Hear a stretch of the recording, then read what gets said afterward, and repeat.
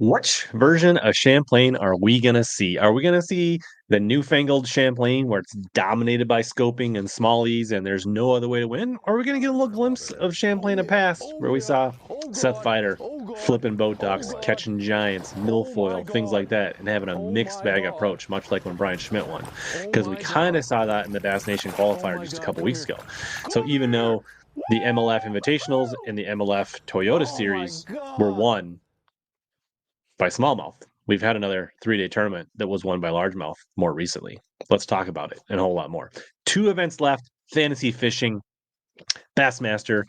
Hopefully you're doing all right. I feel like my season's going pretty good. I'm top 230-ish in the country, 99.3%. We got to make a little move here, but we're in shot. We're still in the mix here.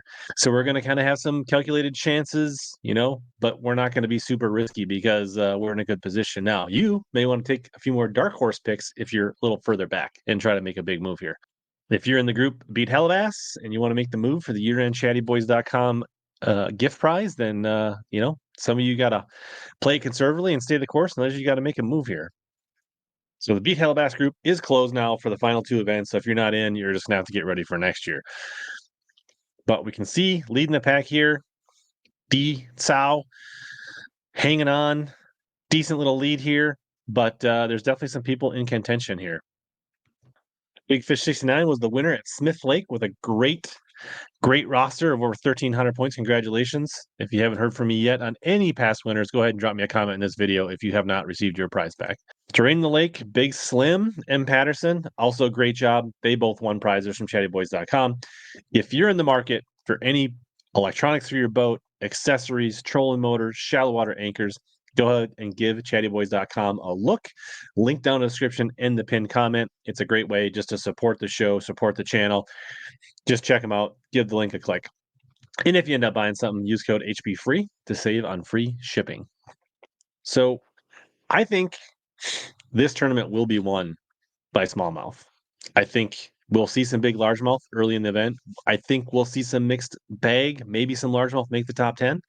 So a little more balanced approach, possibly than last year's Champlain, which was completely dominated by smallmouth anglers. I think it's a combination of the high water on Champlain, bringing some largemouth into the play, making them more accessible, making them more aggressive, and just a couple years now of pressure on those pelagic smallmouth is starting to maybe take its toll a little bit and making them a little harder to catch, kind of bringing the gap a little closer. So take that into consideration when you're picking your team for Champlain with just 2 events left to go in the Bassmaster fantasy fishing season. Let's get into the picks. Regular fantasy fishing, Rapala fantasy fishing, and then we'll get into Drain the Lake, and then we'll talk tiebreakers. As always, I like to start in bucket E, work my way to bucket A. Obviously, the people in bucket E not having a great season. These are people that are in the bottom 20 angler of the year for the most part, having a rough season. Ike and Ellie got one of his first major wins on Champlain. I picked him last year. Didn't work out so for Mitch, so I'm going to avoid that. Scott Martin, multiple wins with FLW back in the days, but most of those were centered around spawning smallmouth. Hipkins is a smallmouth guy. Loughran had a pretty good tournament here last year, but he's coming off some kind of medical where he missed Smith Lake. So I don't know if he's going to be 100% healthy, but he is somebody to consider. Robertson, top 10 last year. Cifuentes, top 10 last year.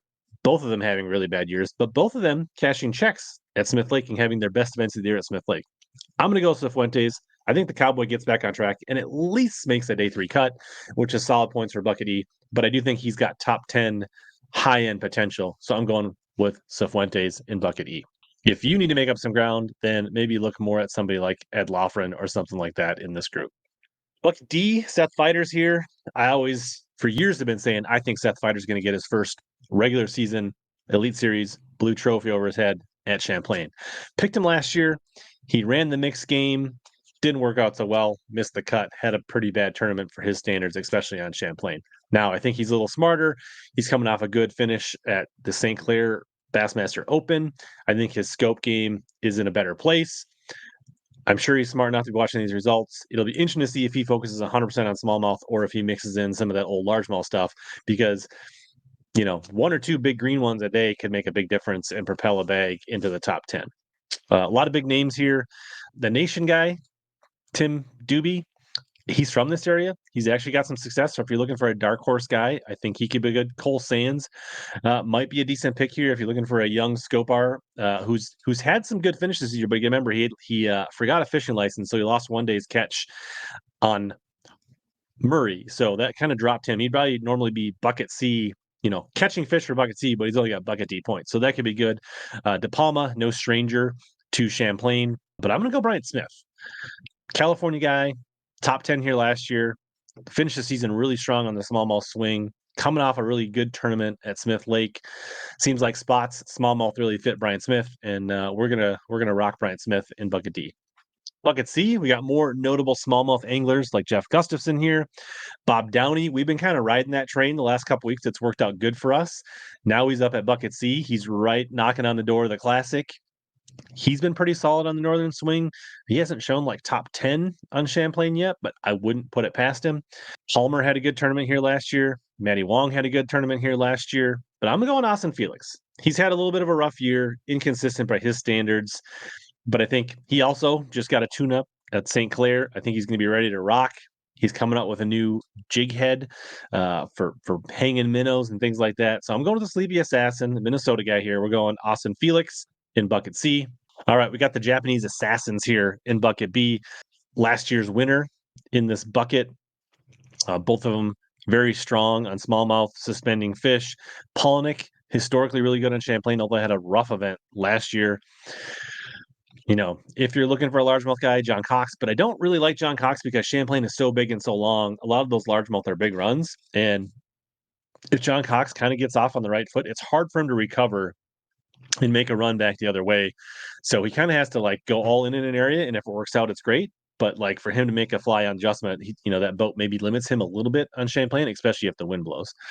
Justin Atkins, I think, is a really sneaky pick here. So if you're looking for a low percentage guy, I think he finished second here last year. So at 2.3% currently, that's a pretty good value. Can't go wrong with Taku Ito. Can't go wrong with Kyoyo Fujita. But I'm going to go Alex Redwine. A little bit of a mid percentage play here. He was top 10 here last year, along with Buddy Shakurit.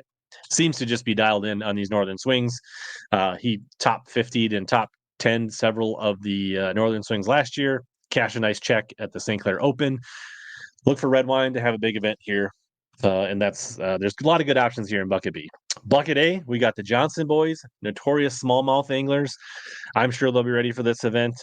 Jay Shakurit getting a lot of love. It did well, top 10 here last year. Cooper Gallant, lots of good options. You got Hamner leading the OI.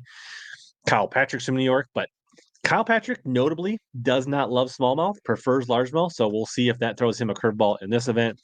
Patrick Walters has started to figure out these northern smallmouth. So many good anglers to consider here in Bucket A. I think if you're looking for a low percentage guy, look at Jacob Fouts. He topped 10 or top 20 here last year, had 3 really strong checks the last end of the year. He's currently like top 5-7 AOY points. He could be really sneaky good if you're looking for a percentage play here. But Cody Huff, I think finished third here last year in Champlain. And at less than 7%, I like him as my sneaky best play percentage average. He's coming off a top 10 at Smith Lake. He's definitely in the mix for AOI as well. So a lot of cool things happening here and a lot of anglers to watch. Obviously, Trey McKinney's going to try to push himself back into the AOI mix as well after that little mishap at the dock with mom calling him at Smith Lake. But so it's going to be really exciting to watch these last tournaments. And I think if the largemouth play a little bit, it could make for a lot more exciting live event to watch on Bassmaster.com. So I'm hoping we see some John Cox or some Steve Kennedy or Brian Schmidt mixing some stuff in, and we get to see a little glimpse of some largemouth in Bassmaster Live for Champlain. Should make for a very exciting event to watch. Although I'll be fishing my own tournament, so I don't know how much live I'll get to watch this time around. Let's slide over into Drain the Lake and then talk about tiebreakers. All right, Drain the Lake also having a pretty good season, top 1,000, a little more to make up here. The pool of anglers is starting to get a little smaller if you've been making your picks all season long here. But I am taking Justin Atkins. I am taking Seth Feider. We'll save Felix for St. Lawrence River. Taking Redwine. We're taking Jay Shakurit. We're taking Fujita. We're saving the Johnson boys for the next derby, as well as Cooper Gallant. We'll take Brian Smith, Tim Doobie, and Jacob Fouts. So that will be our 8 angler roster for Drain the Lake. Justin Atkins, Seth Feider, Alex Redwine, Jay Shakur, Kuyoyo Fujita, Brian Smith, Timothy Dubé, and Jacob Founts. Did I say Brian Smith? 88 pounds, 8 ounces. That might be a little high. I think I need to fix that. The MLF, the Bass Nation, the Invitational all took between like 64 and 64, 62 and 64 pounds for 3 days. So I think 85, 86, somewhere in there could be a good place right in there. Somewhere between 21 and 22 pounds a day to take the dub, assuming we get some good weather here. If you're ate up with this smallmouth action and you just want to see a bunch more fish catches and good smallies, take a look at my recent video from Lake St. Clair right here next.